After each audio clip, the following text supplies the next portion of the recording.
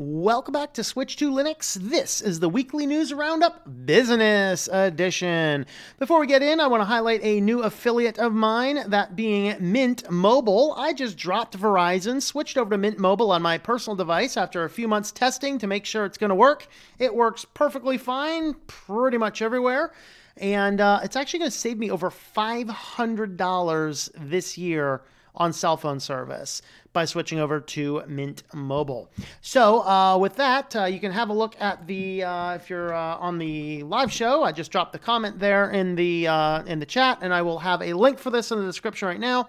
So you can use my affiliate link there to sign up for Mint Mobile and see if that works for you. So just the background structure, they do work on T-Mobile, which I found is actually a very good network these days. Overall, I've been very happy with it. In fact, I haven't noticed any problem at all after dropping Verizon, switching over to Mint Mobile, saved myself over $500 this year. Definitely check out Mint Mobile. Totally awesome stuff. So let's jump on into the business news. The new California law threatens to put state freelancers out of work. It's like all these big journalist companies, these guys are like, yeah, wait for the privacy law, way to stick at those big companies, yeah. They turn around and says, oh crap, this is affecting us. And they start laying off hundreds of employees. But anyway, so what ended up happening is the new law basically clarifies what is a contractor, what is an employee. And yeah, there's some things that it might be a little bit too harsh on. Now, one of the factors going on right now with this law is there's so many exceptions that got built into it that now Uber is suing to, like Uber and Lyft are joining together to sue to overturn the law, citing that the law actually targets their companies more aggressively because of the loopholes allowed for several other industries. But regardless, January 1, this law went into effect. It basically means that if you are a contractor employed by a California business, then there is a lot more requirements as to what is a contractor, what is an employee.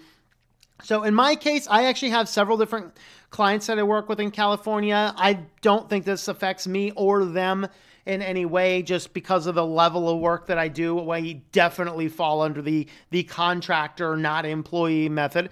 But you can understand why this law was passed, because a lot of big tech companies, particularly in the gig economy, are literally taking advantage of people. It's one thing to say, oh no, we're giving them opportunities.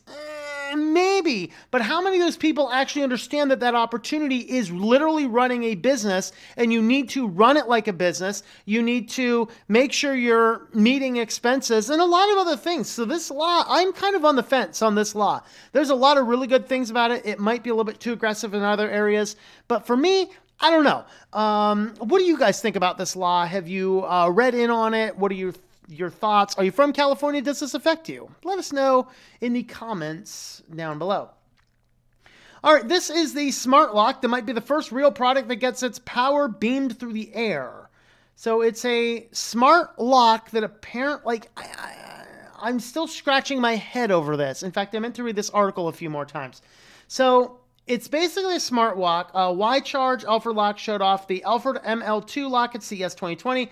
It's a Mortise class design that is the kind mostly found in industrial and older buildings in the U.S., which are built into a long groove in the door, one you can tap a phone or an NFC card to open. More intriguingly, Y-Charge says the technology can be used to beam power to the lock, letting it lock and unlock on cue without ever needing to replace batteries inside. Says the tech can safely and efficiently deliver several watts of power to client devices at a room-sized distance, but doesn't mention how long the room might be. So in other words, you can put this on the door, it has batteries in it, but then you can put a charging beaming station across the room and beam the power right to it to keep the thing going.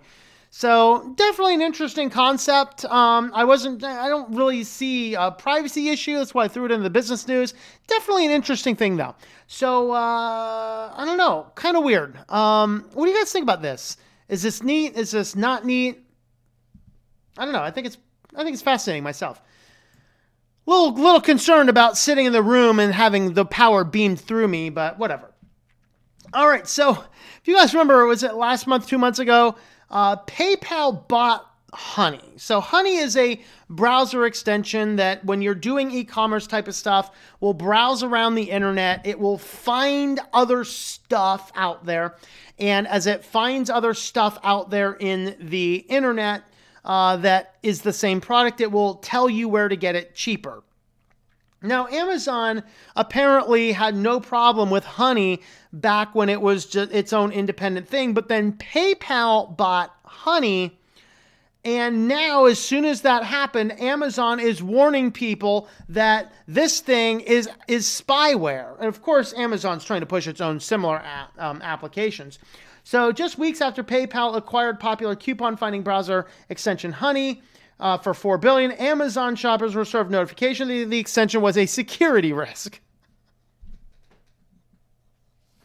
I do think that we have a pot calling a kettle black here from the company that brought us such amazingly highly secured and secret and private things such as Ring.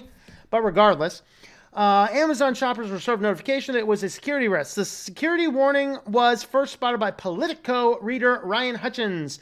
The timing of the message, also in Wired, is suspect. Honey has been compatible with Honey Honey has been compatible with Amazon for years. So why is it suddenly labeling it as malware? Well, maybe it has something to do with the new owner.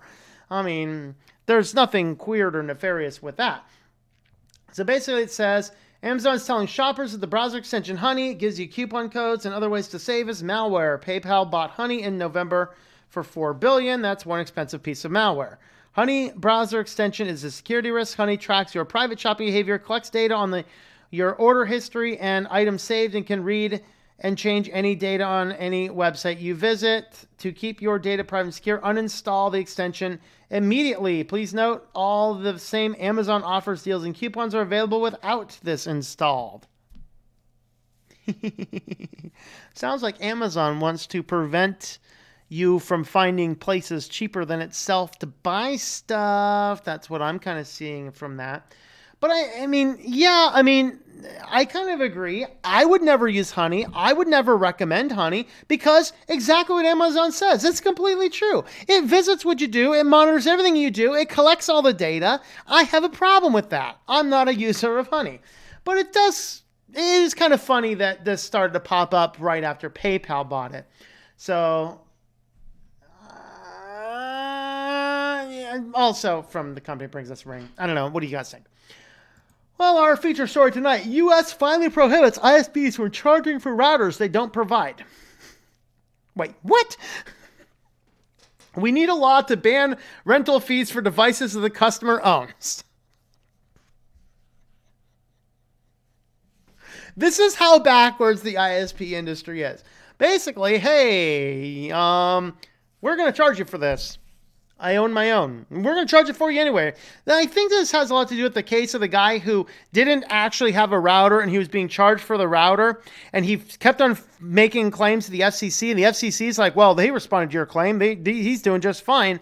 And apparently a lot of people got wind of this and started causing a lot of big deal. And it was making Mr. Asia Shut Your Pie Hole look bad to his corporate overlords. And so apparently something was done. So a new law prohibits broadband and TV providers from charging rental fees for equipment that customers have provided themselves.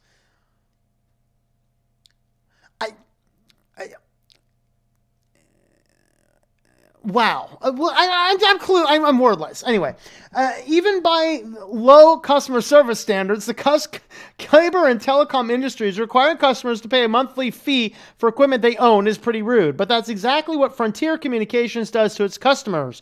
We wrote in July, Frontier customers who use routers they own themselves must still pay Frontier $10 a month in a Wi-Fi router fee, even if the router they use is fully compatible with the service and requires no additional work on Frontier's part. As Frontier's website says, its customers are forced to pay a monthly lease fee for your Frontier router or modem, whether you use it or not. The statement makes it sound like Frontier automatically provides a device to all customers. But the customer in Texas we wrote about never received a router from Frontier and was still required to pay the fee. In mid-2020, Frontier should be forced to change its ways. U.S. government spending bill approved by Congress and signed by President Trump last month includes a new requirements for television and broadband providers. A new customer's right to accurate equipment charges prohibits the companies from charging customers for covered equipment provided by the customer. See, here's the thing, Congress, if you're listening, I have a better idea for you. Why don't you get rid of the red tape that will allow us to destroy the monopolies in the ISPs so I can choose my internet provider? Because I have Crapcast here, and I don't want Crapcast because Crapcast sucks and they're horrible. Did I tell you guys the Crapcast Three Stooges story? I'll tell you that later. But anyway, I don't want to use them, but it's the only company I can use, so they basically have a monopoly. I would love to have other options so I can choose the company I have. And then all of this stuff's going to go away because the unscrupulous jerks who want to charge for devices I have will just go out of business because people aren't going to be using them. So, so the companies may not charge rental or lease fees in the case where the provider has not provided equipment to the consumer. Now, the downside is I still see the way that this is written in the loophole that's going to say, I have an idea. You just can't use our service without our equipment. There, now we have it. That's going to be a fun day, isn't it? So with all that being said, Frontier's going to comply. Hidden fees are still a big problem. I'm going to comment on one more thing because it's important here. So Comcast has been trying to roll out a new thing. They've been trying to get the internet-only people over to this new plan where it's still internet-only, but with a streaming option. Do not buy this plan, people. It is a scam. Here's why. The internet price goes down. But then you have to pay the network cable TV fees to get the streaming package. But that is the thing that there's no regulation on, and they will be able to jack you around with that. And before you know it, you're going to be paying more than just on the internet itself. Don't use that thing unless there's a specific reason you're intentionally wanting to go and use that service. It is a gimmick to get more money out of you. I had a fascinating discussion with Comcast. I almost did this until they're reading the terms that they're now required to read. I'm like, whoa, stop. You got to explain that part because I've never heard that before. So she goes through and explains, oh, it's just this, and oh, it's still cheaper, and all this. I'm like, oh, but that's a network cable TV fee. Oh, the fees you guys keep jacking around with people. No, I'm not interested. I'll just keep paying the fee I'm paying now. But that's kind of the problem, which, by the way, I will remind you guys, my Comcast bill went up $50. That is 50%. Or is that, no, that's 100%. I don't know, whatever it is. It's super high percent. My cable internet bill went up $50 in the last year. I have no options. I have no other choice. If I want to continue to live stream, I got to pay whatever they say to pay. And that is a monopoly. And that is why we need to get the current FCC, get them all out of there. Fire them all, send them back to their corporate shills, bring in people who actually care about the American people. Those are my thoughts. Let me know your thoughts on this and other stories in the comments down below.